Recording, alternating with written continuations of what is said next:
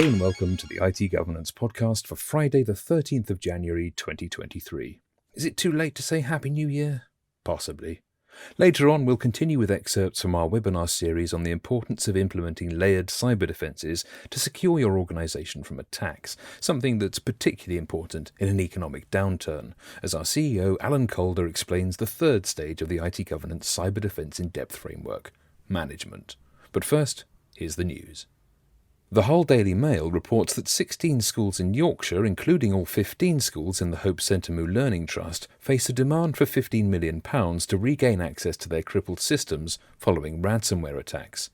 The schools affected are Archbishop Centremoo Academy, Aspire Academy, Barlby High School, Burton Green Primary School, Compass Academy, Forest of Galtree's Anglican Methodist Primary School, George Pindar School, Graham School, Manor CE Academy, Newland St John's CE Academy, Poppleton Ousbank Primary School, Skelton Primary School, St James CE Academy and Vale of York Academy.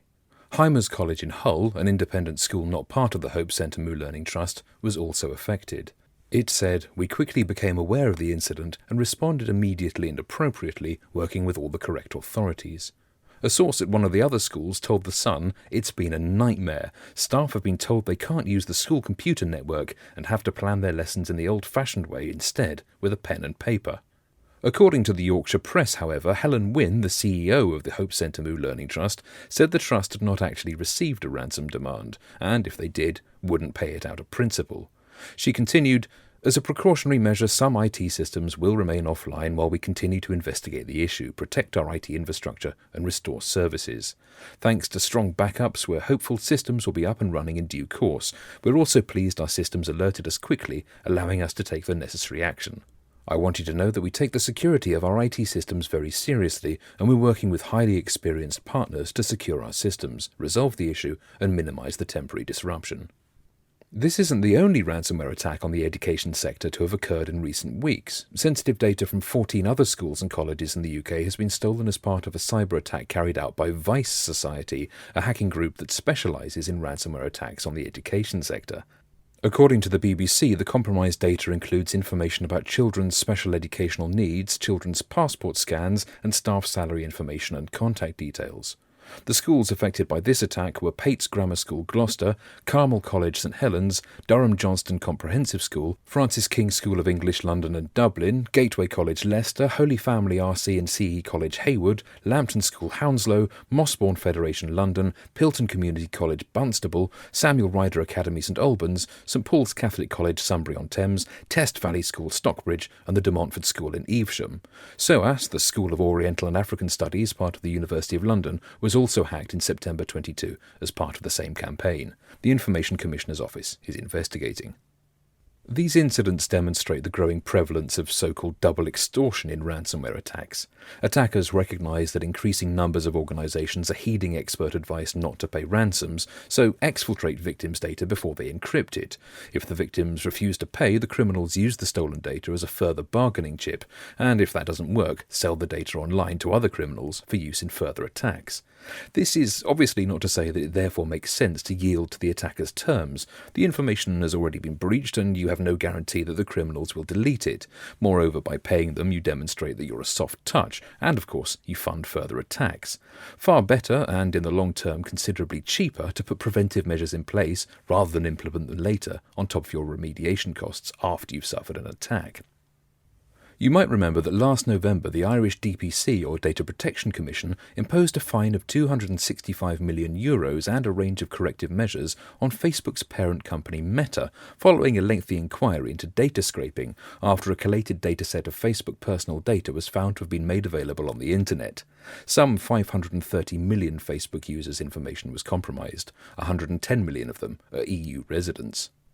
Now, Digital Rights Ireland is suing both the DPC and Meta, claiming that justice has been denied to victims of the data breach because the DPC determined that the leak was not a data breach within the definition of Article 412 of the GDPR, or General Data Protection Regulation.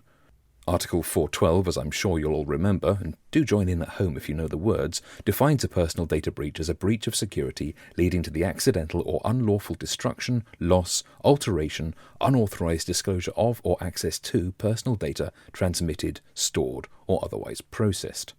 Dr. TJ McIntyre, the chair of Digital Rights Ireland, said, Facebook left the doors unlocked, but the DPC's decision effectively means that Facebook isn't responsible to individuals whose data was stolen. It denies that there's been any data breach for the actual victims of this failure, and means that they do not have to be notified of the breach. He continued, "The Data Protection Commission's decision is untenable. Over 100 million Europeans' data is still downloadable on the web today because of Facebook leaking private personal data. Real names, mobile phone numbers, dates of births, and emails, a potential treasure trove for fraudsters. That's personal data under the GDPR, acquired due to Facebook's wrongdoing, which still exposes the affected data subjects to a range of risks." Meta has not commented on Digital Rights Ireland's lawsuit, but TechCrunch reports that the DPC's Deputy Commissioner Graham Doyle said, "It'll be appreciated that we cannot comment on the substance of matters that are now before the courts. For information, however, you may wish to note that a decision has not actually been made yet by the DPC in relation to this complaint. It's acknowledged that DRI takes a different view on this point." The DRI's lawsuit is the latest of many legal actions against the DPC for failing to enforce data protection law properly. We await its outcome with interest.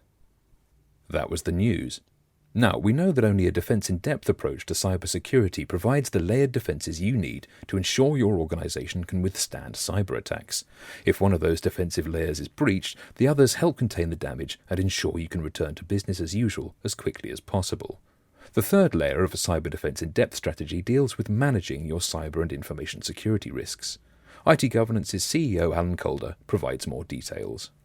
So we're going to talk briefly a recap of the threats facing organizations today. We're going to look at what the third stage in a cyber defense in-depth model might be, and then we're going to go into some depth into ISO 27001 and how it fits into a cyber defense in-depth model, a brief look at some of the policies and procedures and how those relate to keeping out of regulatory, contractual and compliance challenge, a brief overview of impact of supply chain management, because risk in the supply chain is another major area for all organizations, audit certification, and then kind of quick look at practical solutions for implementing a cyber defense in-depth strategy. Most organizations have a number of breaches of one sort or another every month. And those breaches where somebody says, I clicked on a link that I shouldn't, that's a cyber breach. It takes you time and money, even if you deal with it quickly. It takes you time and money to deal with. So what does cyber defense in depth look like? Well, there are really five levels to it, five elements. The first is about detecting attacks when they come in. And of course, you've got firewalls in place, you've got spam filters. It's doing all of that. But you need to be detecting much more carefully where you have a vulnerability, and where you have vulnerabilities, because it's vulnerabilities that you're interested in rather than just the inflood of different attack types, is you have vulnerabilities in two areas. And the first is in your internet-facing assets, and the second is in your human being. So you need to be running vulnerability scans, and you need to be running phishing training on a regular basis to make sure that you're keeping those vulnerabilities closed. You need to be deploying protective measures. Stuff will get through. People will not recognize that they've clicked on a link. So you need to have a good incident response process, which is trained, rehearsed, and trained. You need to have cyber essentials, which makes sure, particularly if you go with cyber essentials plus, which makes sure that you've got in place basic technical security controls. You need to have in your IT team basic cybersecurity and privacy skills and competence. So those are kind of basic areas of building protection. But here at level 3, we're talking about managing cyber risk. We're recognizing that you can't deploy huge amounts of money equally across the whole business, not only because that's expensive, but because you don't need to defend every part of the business in the same way.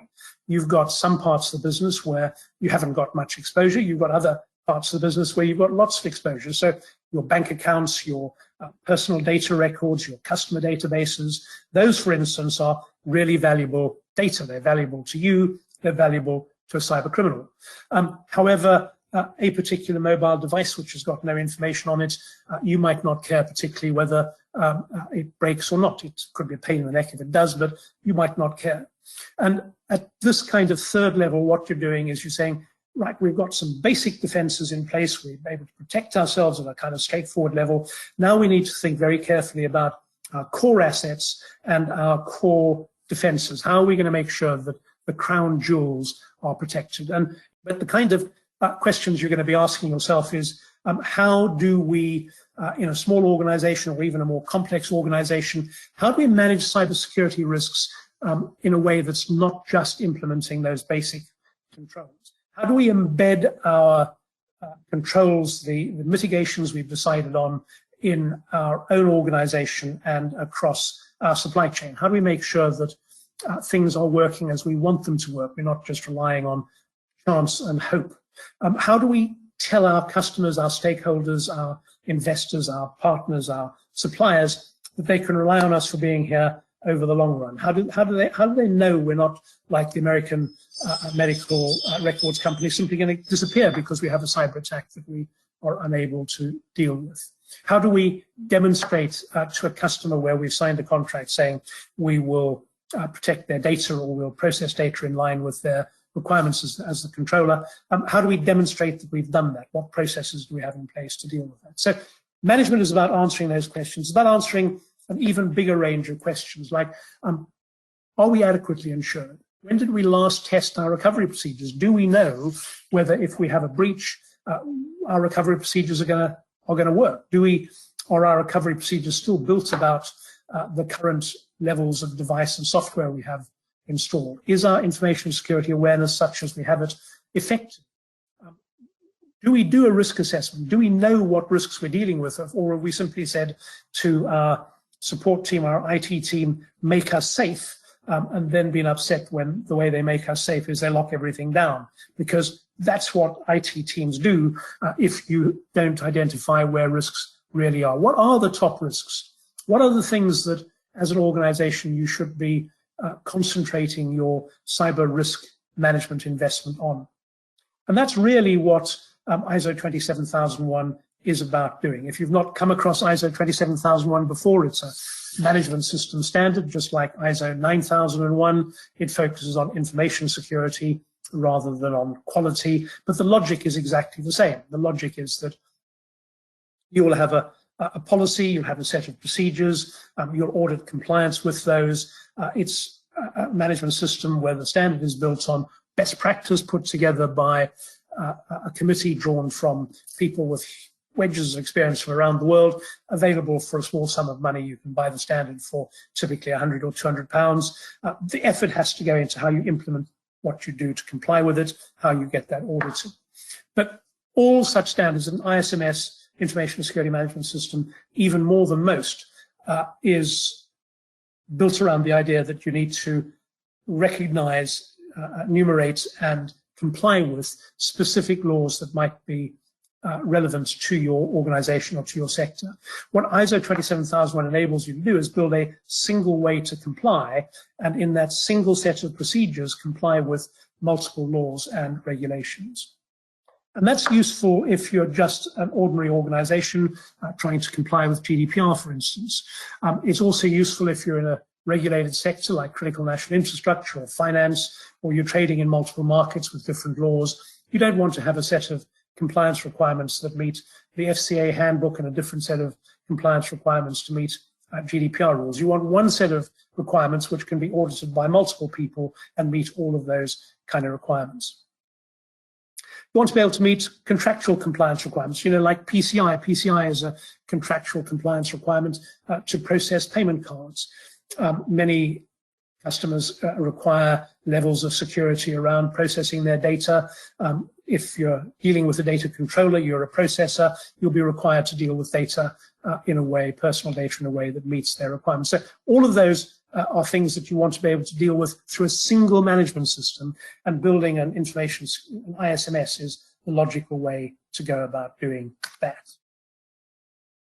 And the benefits are kind of therefore obvious. It follows on from doing those kind of things. You achieve multiple legal compliance requirements in a single hit. You don't have to have silos of different ways of doing the same thing, which conflict and create expense and administrative uncertainty. You don't need to have different audits carried out across different areas of the business, because you can just have your ISMS audited, and by that means demonstrate compliance. So that saves you money and disruption. You can demonstrate to customers and to others that you're meeting contractual requirements. You can, as a management, satisfy yourself that actually you're doing what you should be doing. This is not just your IT or security team saying we're secure. You have an independent organization do an audit. You have a report that tells you where you have non-conformances, whether things are going as they should do.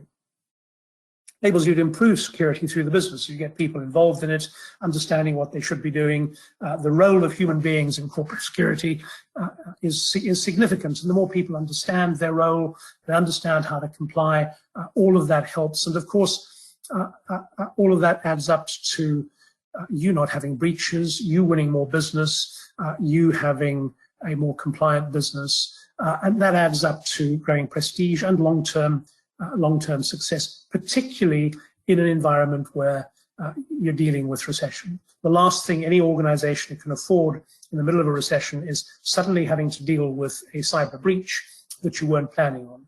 So to take it at a fairly high level, the Irish Health Service is now 50 million euros into recovery from a ransomware attack. They've also spent, I think at last count, 9 million euros on putting in place the defenses that would have stopped the ransomware attack in the first place. So 59 million euros is what they're having to spend to do the work of 9 million euros. It's a simple message. Spend the money now to make sure you're secure. It avoids having to spend an awful lot more on dealing with the consequences of a breach.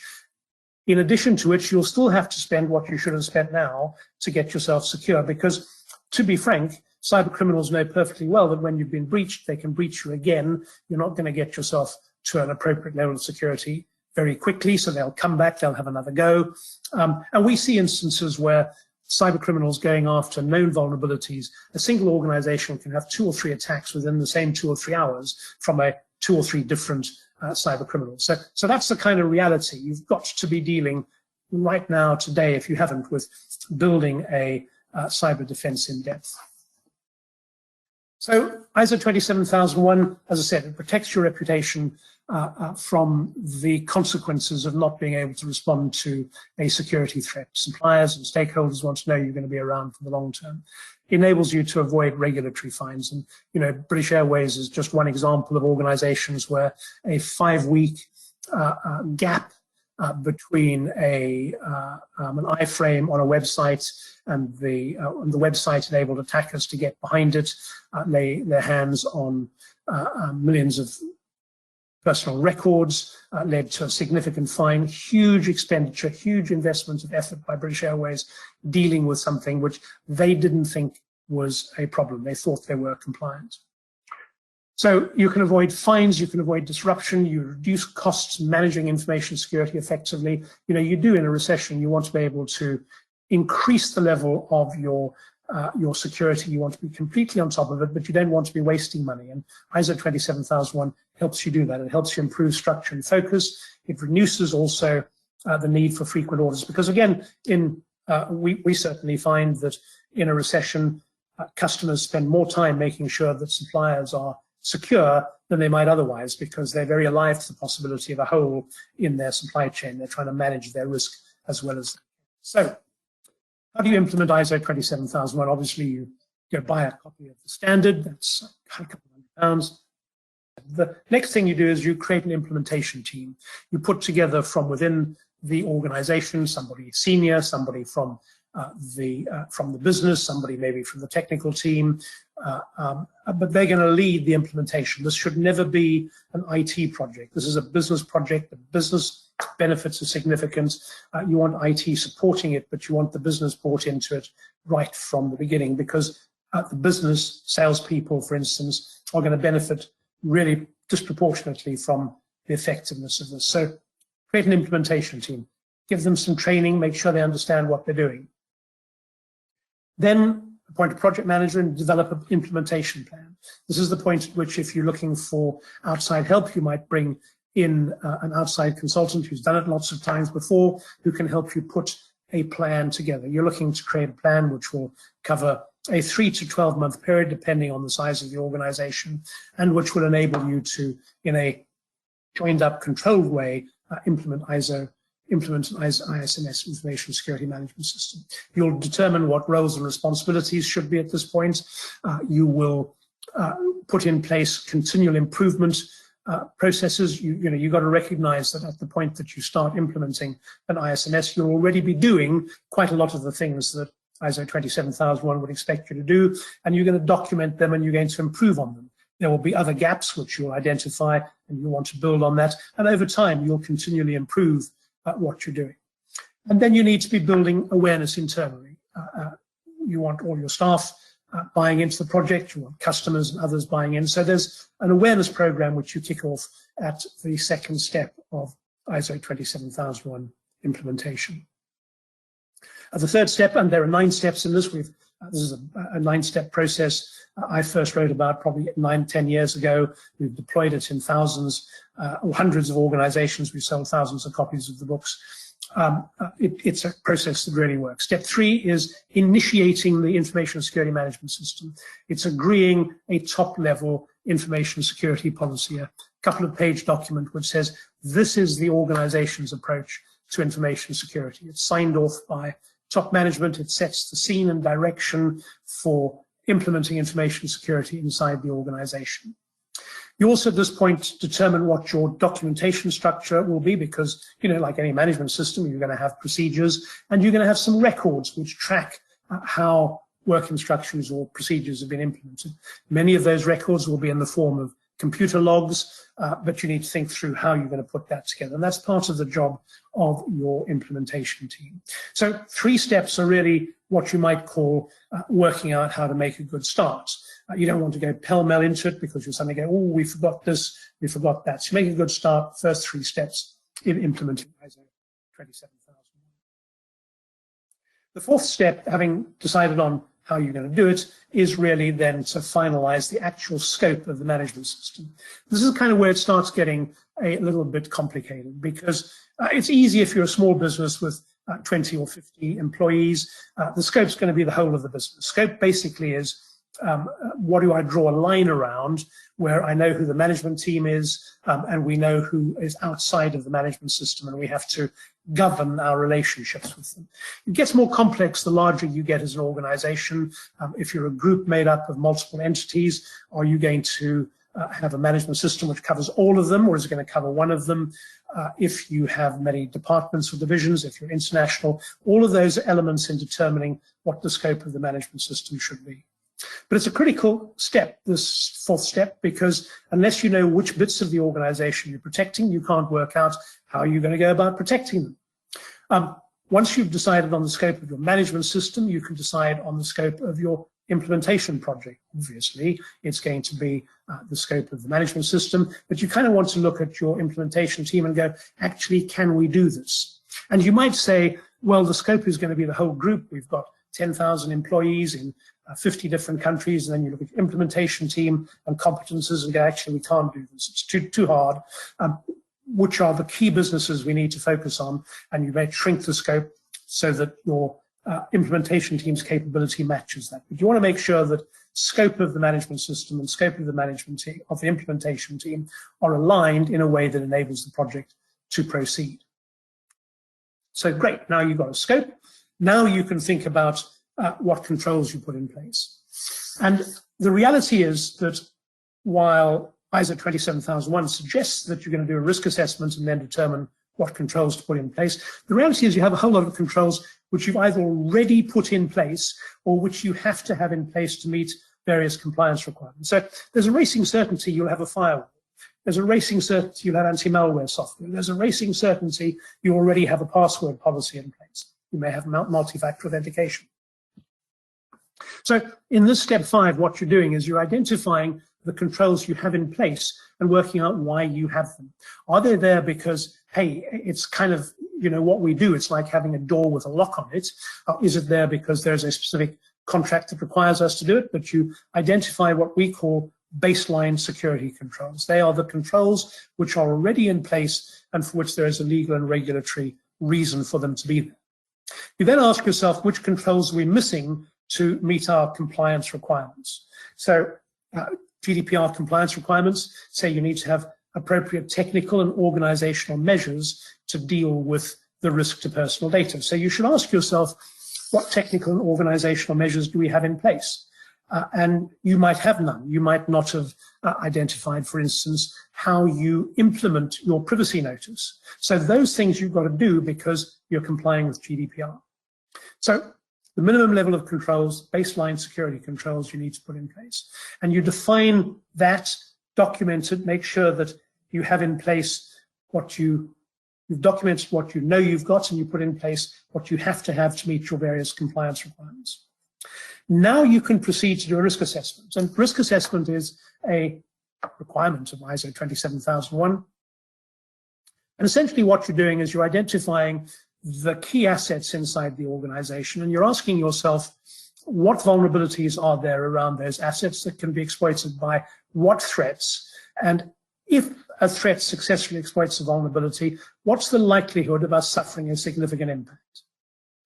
And your answer might be, we don't have any threats, or we've got some vulnerabilities, there's no threats for them, in which case there's no risk. Important that you define a risk as a combination of a impact and the likelihood of a threat exploiting a vulnerability. You might say threat can exploit vulnerability, we see that, but impact minimal, likelihood very low, or likelihood very low, impact very high. So you're going to do a risk assessment, quite often using a risk assessment tool, which is designed to identify where you have exposures outside of your baseline security controls.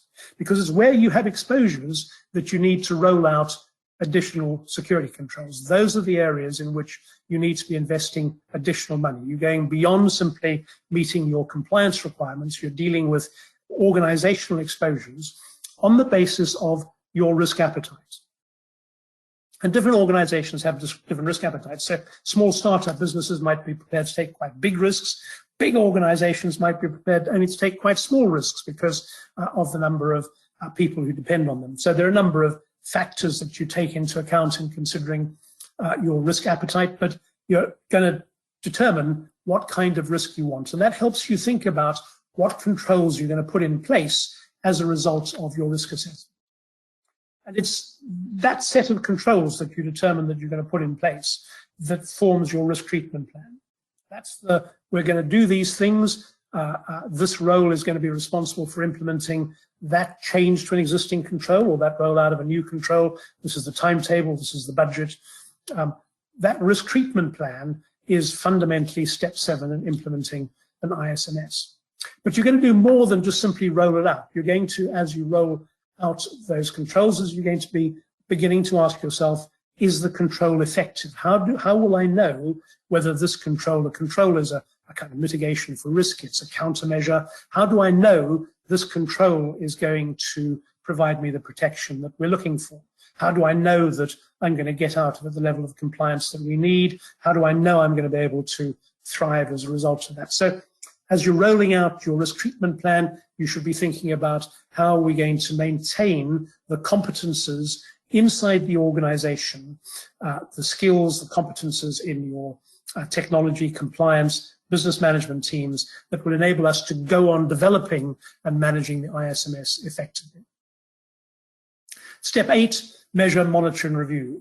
The whole point about a management system is to make sure it works. So you're going to have an internal audit process. You'll train people on doing internal audits, or you'll hire an external firm like IT Governance to come and do internal audits for you.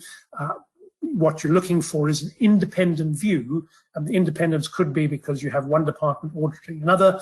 As long as everybody's properly trained, that works. What you're looking for is an independent review of the extent to which departments and individuals are complying with the policies and procedures, the risk mitigations that you've put in place. And these are capable of being measured and quantified and can be used to drive improvement. So you can say, okay, in the first 3 months since we rolled out our ISMS, only 50% of people have done the mandatory training. In the next 3 months, we're going to try and get that up to 75%. Lo and behold, you get it to 70%. That enables you to set a target for the following period. So you use measures in order to drive improvement in your management system. The ISMS is not about getting to the point where you have no risk. It's about managing risk through your cyber defense in depth model as effectively as you can.